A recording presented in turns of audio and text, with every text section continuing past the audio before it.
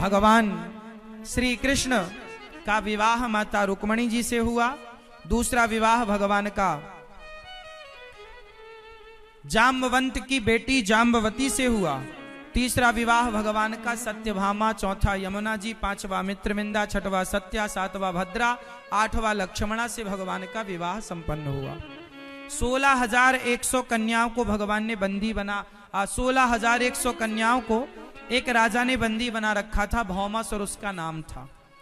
उसने 16,100 कन्याओं से कहा कि तुम सब हमसे विवाह करो, जबरदस्ती विवाह करना चाहता था।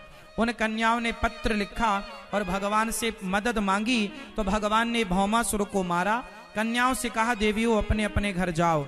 उन कन्याओं ने कहा प्रभु आपके सिवा हमारा कौन है, कहां जाएं? तो उन कन्याओं के कहने पर भगवान ने कहा क्या करना चाहती हो?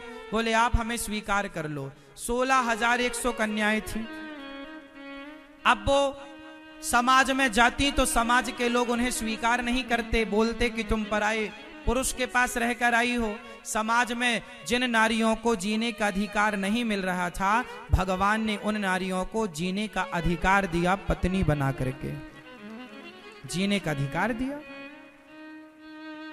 विवाह उन रानियों ने कहा कि हमसे विवाह कर लो, तो भगवान ने विवाह कर लिया, कोई अपनी मर्जी से नहीं, उनकी मर्जी से। टोटल विवाह हो गए 16,100।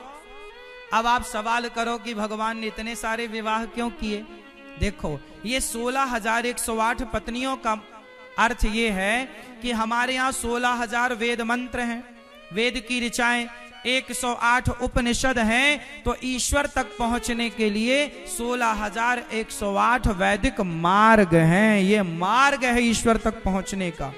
पत्नी इतनी सारी है, किसी भी पत्नी से पति तक पहुंचा जा सकता है, अर्थात किसी भी मंत्र से भगवान तक पहुंचा जा सकता है, ये अर्थ है। और भगवान ने अपनी मर्जी से विवाह नहीं किए, और भगवान सबके पति हैं। हमने कल ही आपको समझाया, प्राणों के पति सबके भगवान ही है।